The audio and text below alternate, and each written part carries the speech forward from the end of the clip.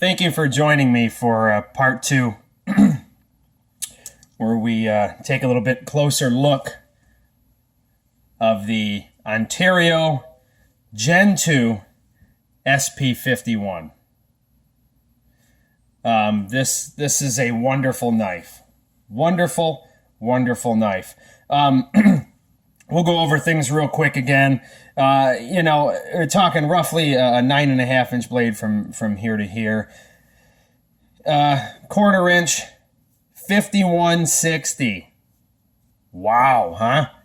Quarter inch of 5160. Here's a comparison to the Ka-Bar BK9. You can see the difference between 3/16 and quarter inch. And not to mention, or I should say, and as well, a quarter inch of, which I think is very, very nicely heat-treated 5160 steel. Man, can't get any better than that, right? So, like we were saying, we're talking, this is the one here with the saber grind. And in part one, I talked about possibly maybe taking this off right here to maybe give a little bit more room there for the finger choil. And here was the lanyard tube that people have punched out basically and have removed this Kraton handle. So, like I said, I'm just recapping here just a little bit. Here is the sheath. And inside the sheath here was where I had the Nicholson file. And like I was saying, part of a kit, right? This is part of a kit. Maybe out with my wife, we'll just say, and we want some capability. She feels comfortable doing some of the heavier camp chores out in the field with this knife here. This can go on her pack. I can carry the axe. This can go on her pack, and she has a Mora, the magenta colored one, and off the top of my mind, I can't think of what exact model that is, but it's a magenta Mora in their Sandvik stainless. And she usually puts that on the hip. So part of a kit, this here is good for the axe as well. I know in the video I mentioned that this file, if you ever did something to take a chunk out of this, or to chip the edge, or even just to roll it big enough maybe, something like this could right your edge out in the field. I don't know what you'd be doing, man. Like I said, this knife is heavy duty. I honestly don't know what would occur for you to really put some damage on this. It would be improper use, but man, you'd have to be like Mariusz Pudzianowski to break this knife. And I've kept a great edge on this just through field sharpening with a Lansky puck, circular motions, tip to tree, circular motions like this. And it has done wonderfully for me. I had said in the previous video that we do have the attachment points. Here's the D-ring stuff that I had mentioned, which maybe they're not really considered D-rings, but this is Velcro too. I guess having stated that, you could obviously turn this around, but it would be opposite side carry. If you were really interested in keeping that way. I mean, you wouldn't have to carry it on the opposite side. It would just have to close a different way. I would like to see this personally.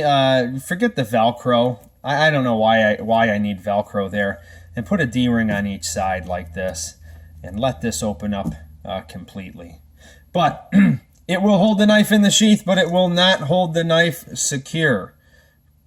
Right in here is our plastic insert, which I had said some people had carefully molded with a heat gun. and molded it down to basically fit this knife. So let's take a look at the knife once again. Oh, I forgot to show you the MOLLE compatible. And the nice generous belt loop there.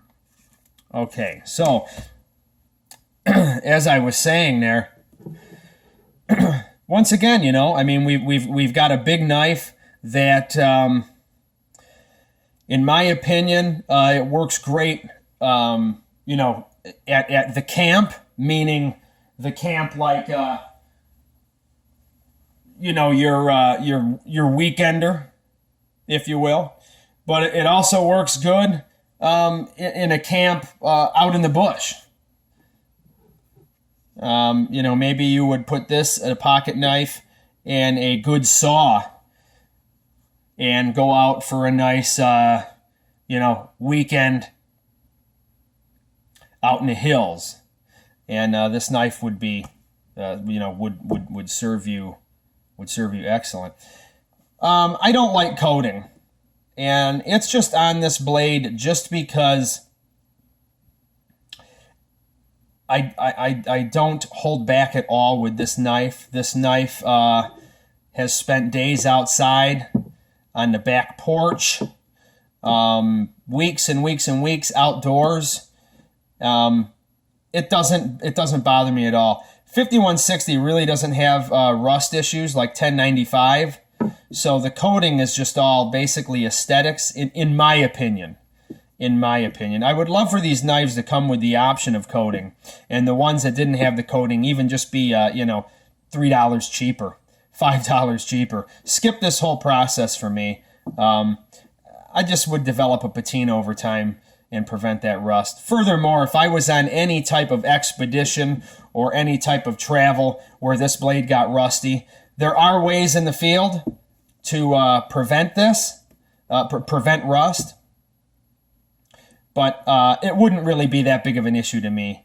So I have a rusty knife. You know what? It's still making me shelter and fire and, you know, doing whatever else I need. Now, I mean, you know, like we're saying here, you know, this knife really excels in the heavy-duty camp-type chores. Heavy duty, I'm thinking of like a semi-permanent shelter. You know, long fires.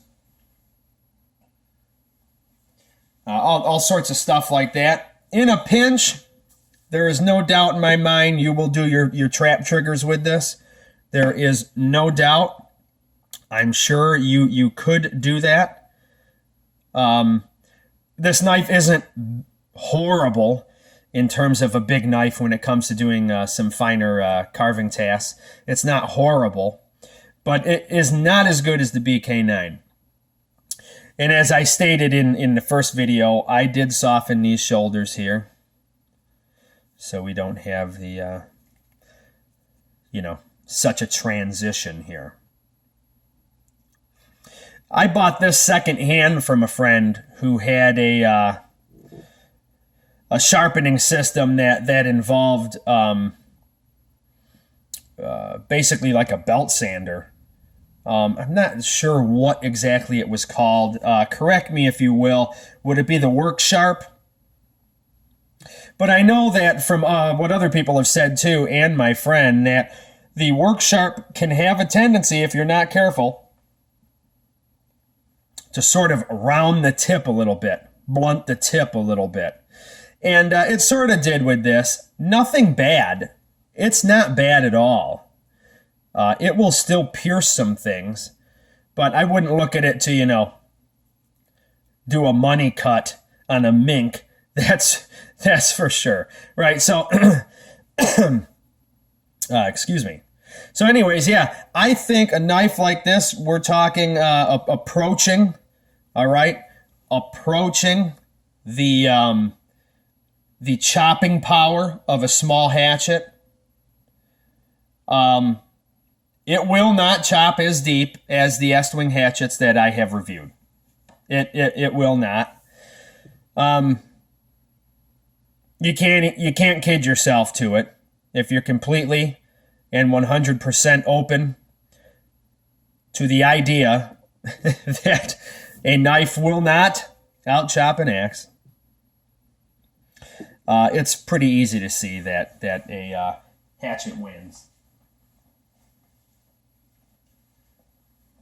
And, just for giggles here, let's take a look at the Estwing hatchet in the spotlight here, right? Heavy-duty tool, and we're concentrating all the force on this little bit, right?